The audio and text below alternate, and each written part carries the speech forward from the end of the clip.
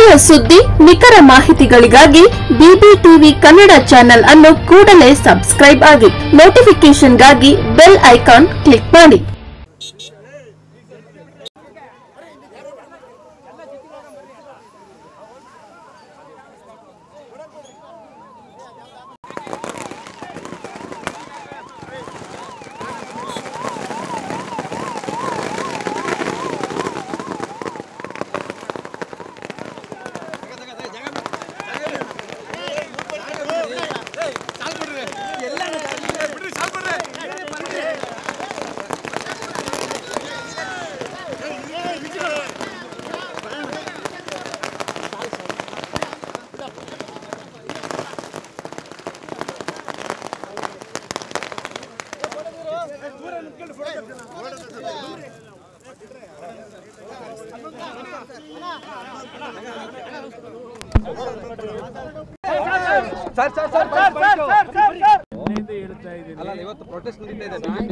ಬರ್ತೀನಿ ಈಗ 12 ಗಂಟೆ ತುಮಕೂರಲ್ಲಿ ಮಾತಾಡ್ತೀನಿ.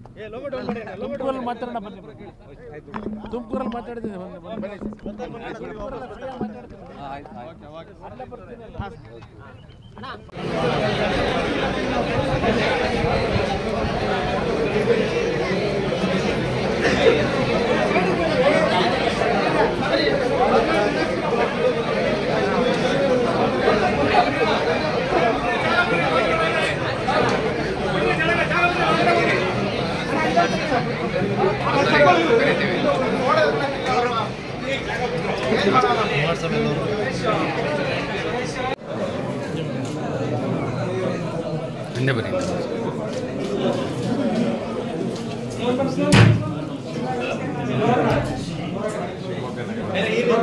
ಜೊತೆ ಬಂದ ಬಿಡಿ.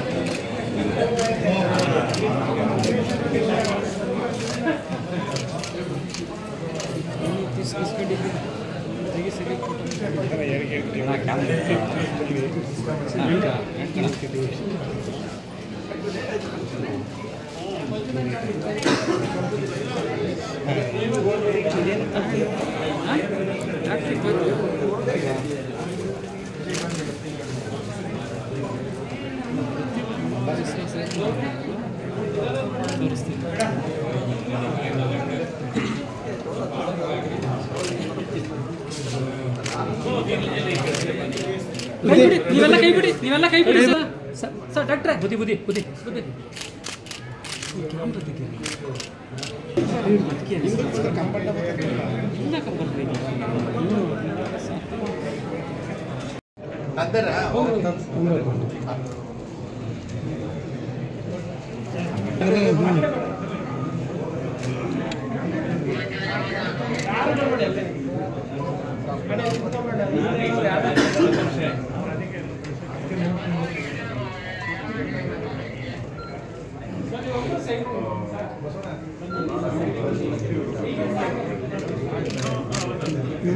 ನಾವು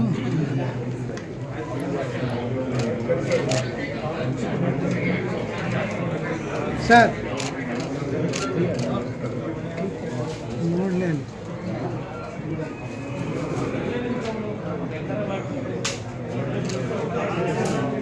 ಸರ್ ಸರ್ ಹಂಗೆ ನಿಲ್ಲಿಸ್ಕೊಳ್ಳಿ ಸರ್ ಸರಿಸ್ಕೊಡಿ ಸರ್.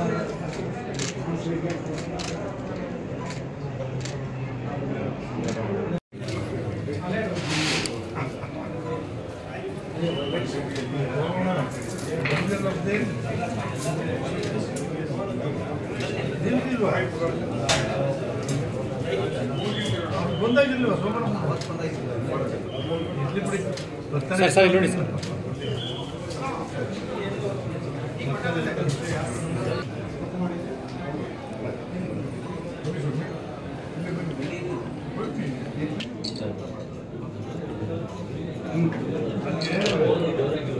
ಹೇಳಿದ್ರು ಇಲ್ಲ ಇಲ್ಲೇ ಹೇಳ್ಬಿಟ್ಟವ್ರೆ ಅಂತ.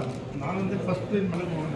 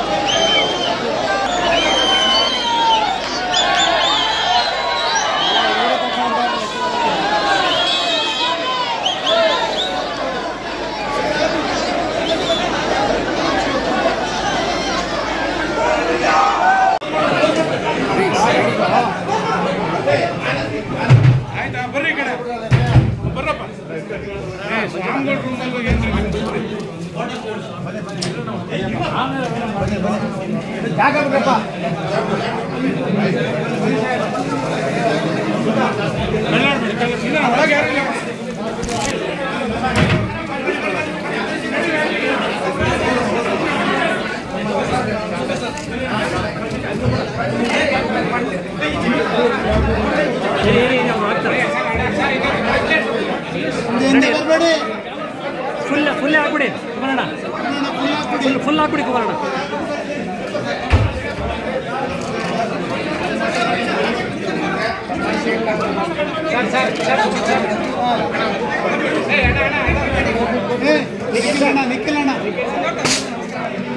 Nikhil sir, Nikhil sir,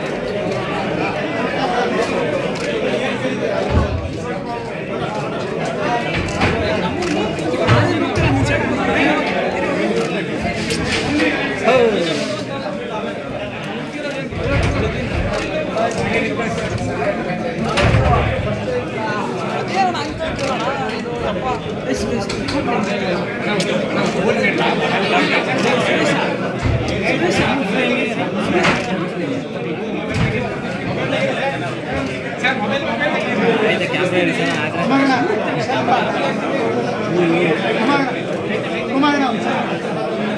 Nikhil sir,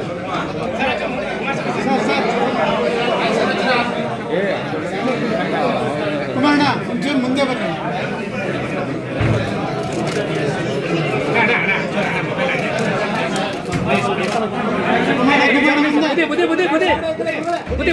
Nikhil sir,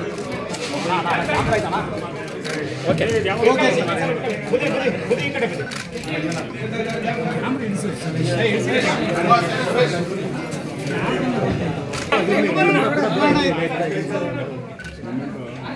ಡಾಕ್ಟ್ರೆ ಸ್ವಲ್ಪ ಕಾಣಲ್ಲ ಬುದ್ಧಿ ಸೇರಿ ಹಿಂದಕ್ಕೆ ತಗೊಳ್ಳಿ.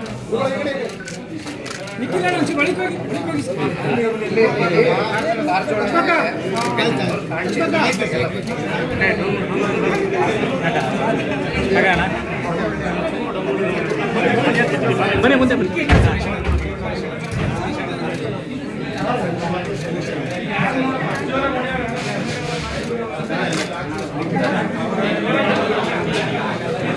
ಕುಮಾರ್ ಸರ್,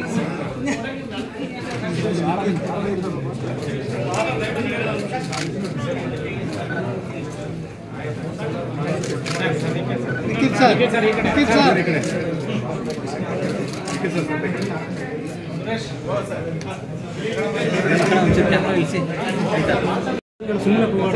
ನಿಖಿಲ್ ಸರ್ ಸ್ವಲ್ಪ ಹೊಡಿಕೊಳ್ಳಿ.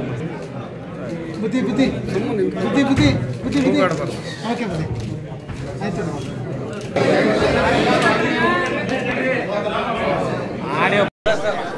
ಏನು ಮಾತಾಡೋದಲ್ಲ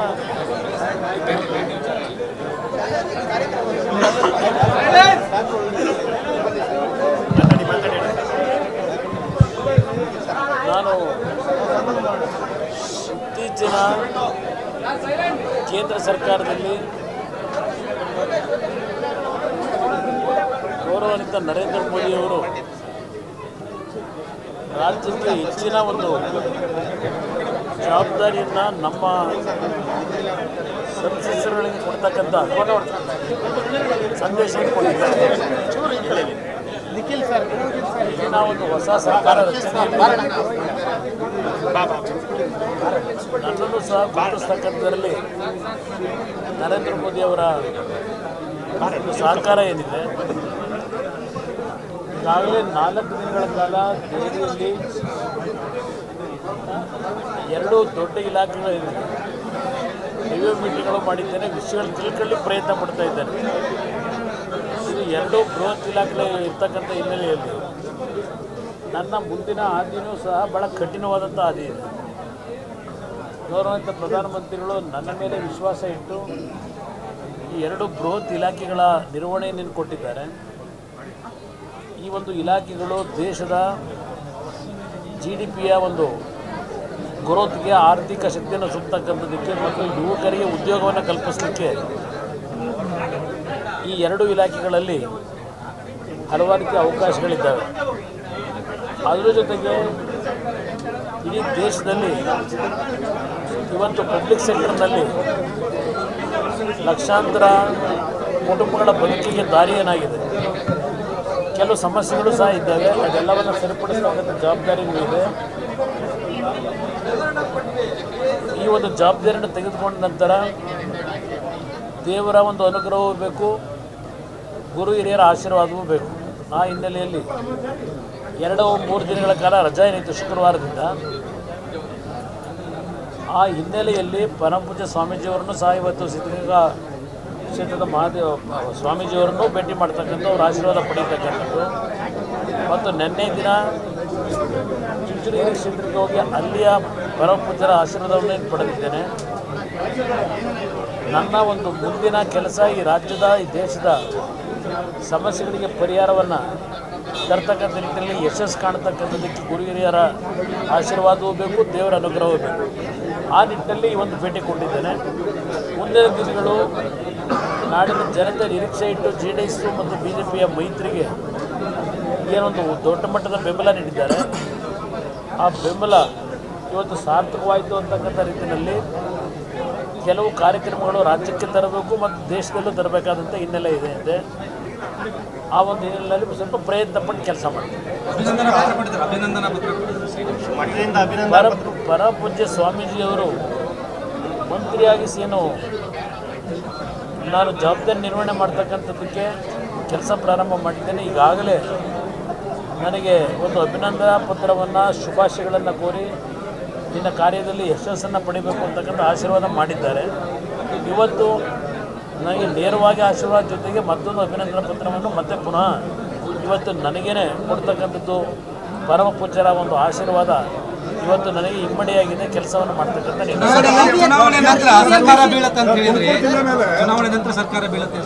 ಚುನಾವಣೆ ನಂತರ ರಾಜಕೀಯದಲ್ಲಿ ಹಲವಾರು ಬದಲಾವಣೆಗಳನ್ನು ಕಾಣಬಹುದು ಅಂತಕ್ಕಂಥ ಹೇಳಿದ್ದೇನೆ.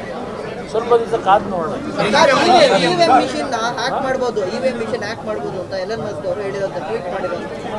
ಅದು ಹಲವಾರು ವರ್ಷಗಳಿಂದ ಹೇಳ್ತಾ ಇದ್ದಾರೆ. ಅದಿನ್ನೂ ಯಾರು ಪ್ರೂವ್ ಮಾಡಲಿಕ್ಕೆ ಆಗಿಲ್ಲವಲ್ಲ. ಎಲೆಕ್ಷನ್ ಕಮಿಷನ್ ಈಗಲೂ ಸಹ ಹೇಳಿದ್ದಾರೆ, ಅದೆಲ್ಲ ಹೂವಾಪೋ ಅಂತ ಹೇಳಿದ್ದಾರೆ. ಸುಪ್ರೀಂ ಕೋರ್ಟ್ನಲ್ಲೂ ಅದ್ರ ಬಗ್ಗೆ ಈಗಾಗಲೇ ಹಲವಾರು ಚರ್ಚೆಗಳಾಗಿ ಅದರ ಬಗ್ಗೆ ಏನು ದೊಡ್ಡ ಪ್ರಚಾರ ಮಾಡಿದಂಥವ್ರು ಅಲ್ಲೇನು ಸಾಕ್ಷಿಗಳನ್ನು ಕೊಡಲಿಕ್ಕೂ ಆಗಿಲ್ಲ, ಅದು ಪ್ರೂವ್ ಮಾಡಲಿಕ್ಕೂ ಆಗಿಲ್ಲ.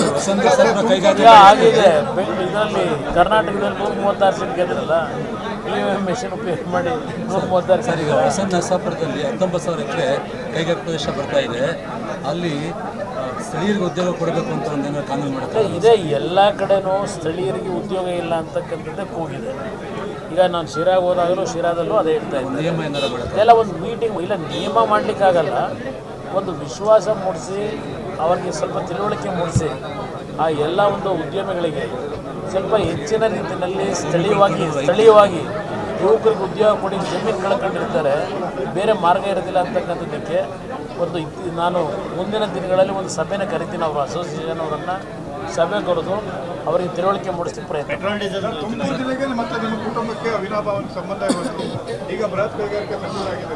ಜಿಲ್ಲೆಗೆ ಏನು ನಿರೀಕ್ಷೆ ಮಾಡ್ಬೋದು? ನಾನು ಇನ್ನೂ ಹೊಸದಾಗಿ ಇಲಾಖೆ ಜವಾಬ್ದಾರಿಯನ್ನು ತಗೊಂಡಿದ್ದೇನೆ.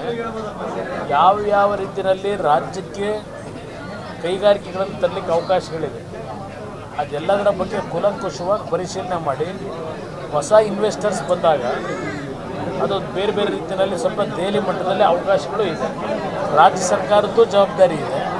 ಇವತ್ತು ಯಾವ ಒಂದು ಕೈಗಾರಿಕೆಗಳನ್ನು ತರಲಿಕ್ಕೆ ಅವಕಾಶಗಳಿದೆ ಆದ್ಯತೆ ಕರ್ನಾಟಕಕ್ಕೂ ಕೊಡೋದ್ರ ಜೊತೆಗೆ ಇವತ್ತು ಕೇಂದ್ರದ ಮಂತ್ರಿ ಇದ್ದಾನೆ, ಕರ್ನಾಟಕಕ್ಕೆ ಮೊದಲನೇ ಆದ್ಯತೆ ಕೊಡ್ತಕ್ಕಂಥ ನನ್ನ ಜವಾಬ್ದಾರಿ ಇದೆ. ಅದರ ಜೊತೆಗೆ ದೇಶದ ಅಭಿವೃದ್ಧಿಯನ್ನು ನಾವು ಕಾಣಬೇಕು.